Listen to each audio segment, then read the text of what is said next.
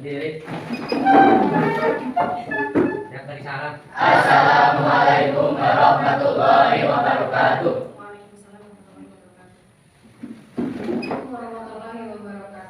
Waalaikumsalam warahmatullahi wabarakatuh. Selamat pagi anak-anak. Pagi.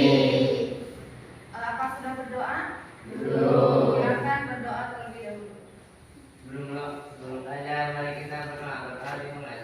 Bismillahirrahmanirrahim.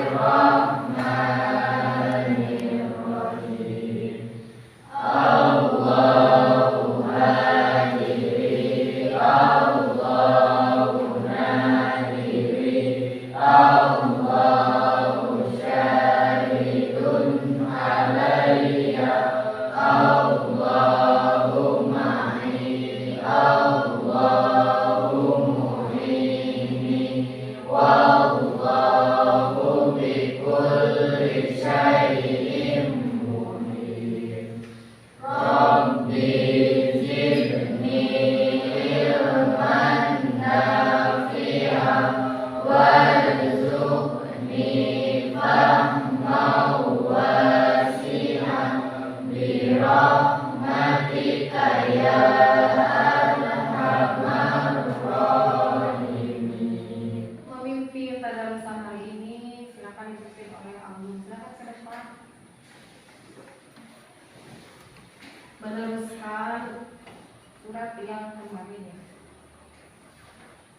A'udzu billahi minasy syaithanir rajim.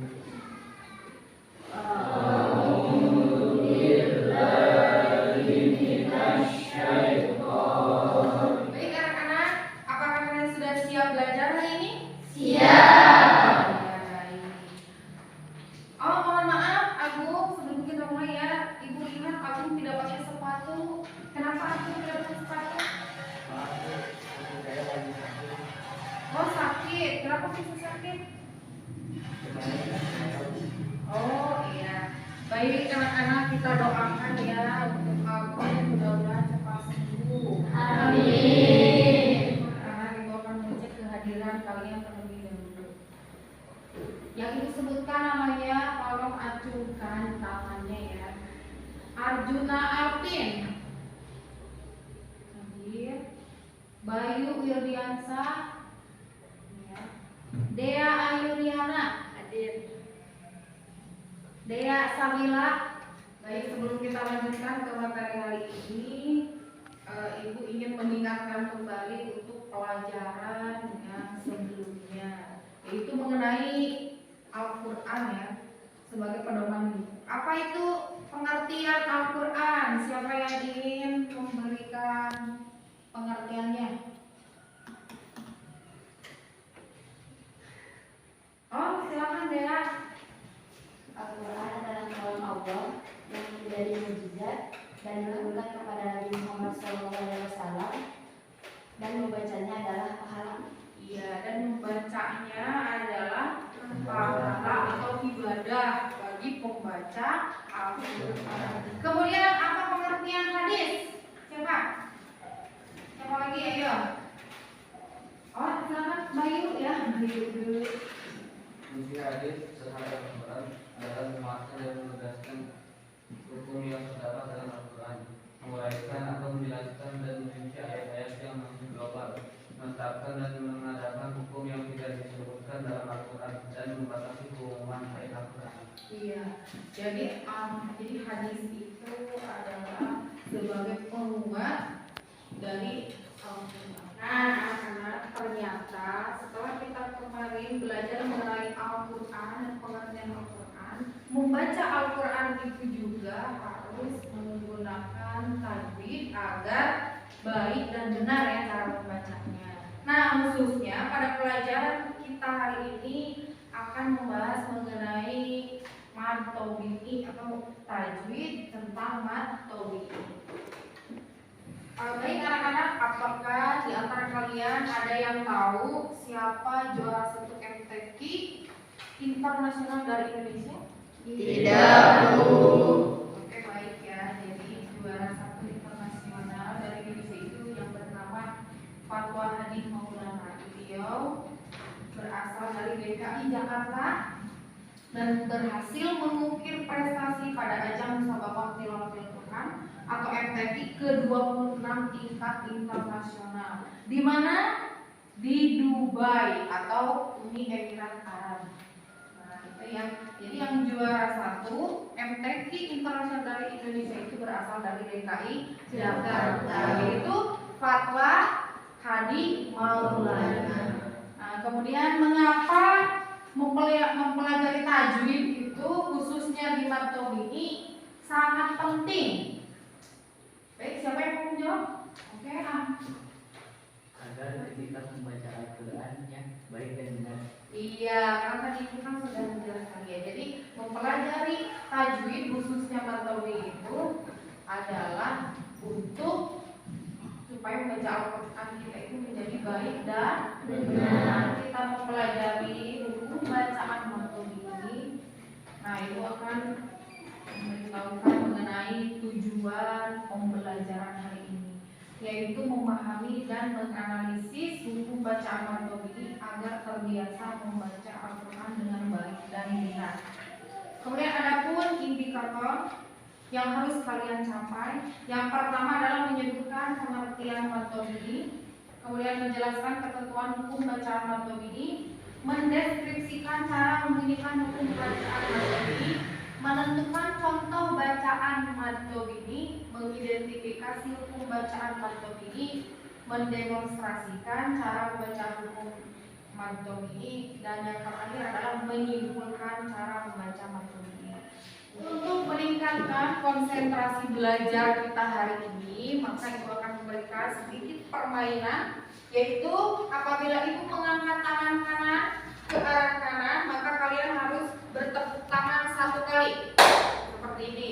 Kemudian apabila ibu mengangkat tangan kiri ke sebelah kiri, kalian harus bertepuk tangan 2 kali.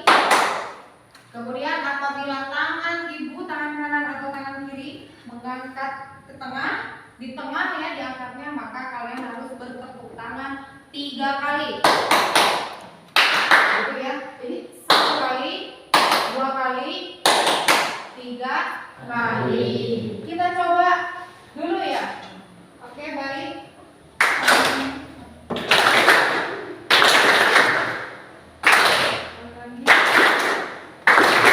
Nah, sekarang ibu akan mencoba secara acak. Dan ini untuk melihat konsentrasi kalian dalam belajar.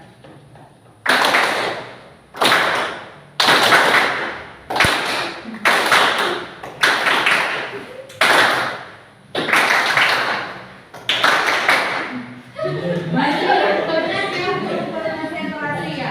Oke, baik, kita acak lagi. Kita mulai lagi. 1, 2, 3.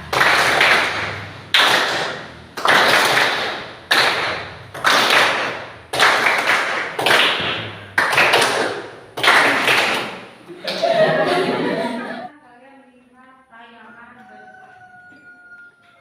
kemudian kalian catat hal yang pentingnya. Itu catatan masing-masing.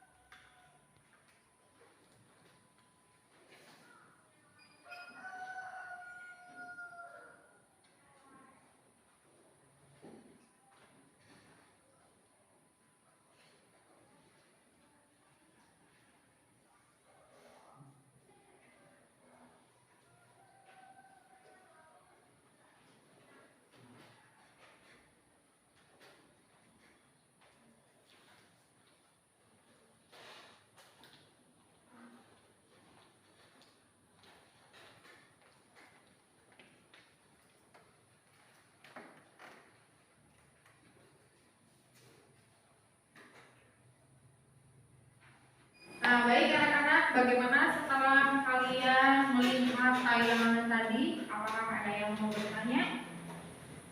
Ya, baik, silakan. Apakah hari ini kita hanya membahas materi saja? Nah, ya terima kasih ya untuk pertanyaannya. Jadi untuk hari ini kita memang akan belajar mengenai matobik saja supaya kalian lebih paham dalam mengaplikasikannya nanti pada Al-Quran. Gitu ya. Jadi hari ini kita hanya belajar matobik saja. Kalian mengamati video tadi, maka ibu sekarang akan membagi kelompok ya. Silakan kelompoknya sesuai dengan yang sudah kita seperti ibu yang silakan.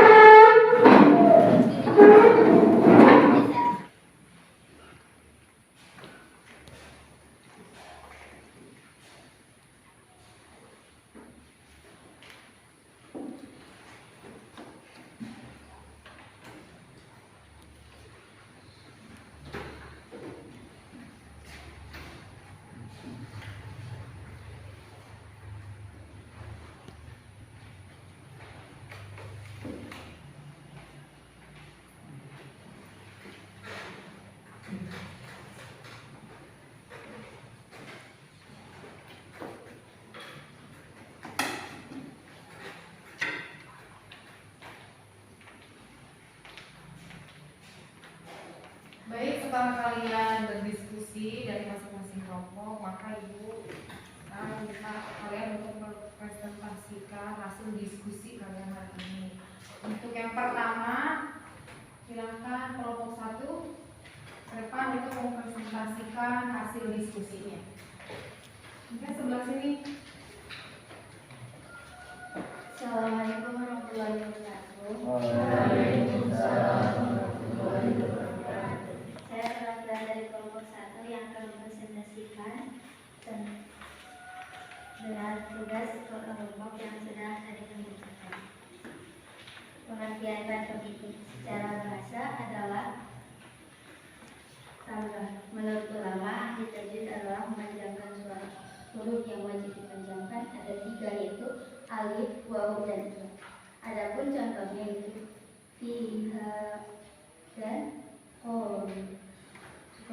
Baik, setelah kita melihat tayangan kemudian berdiskusi antar kelompok, nah sekarang saatnya kita menyimpulkan apa dari pelajaran hari ini mengenai mantobik ini.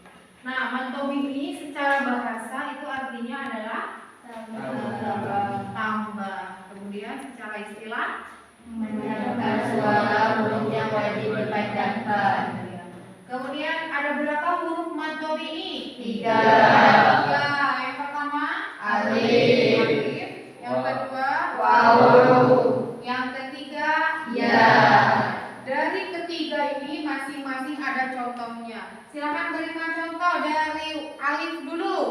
Contohnya adalah fama, itu mim menghadapi huruf alif yang tidak berharokat. Dibacanya 2 harokat.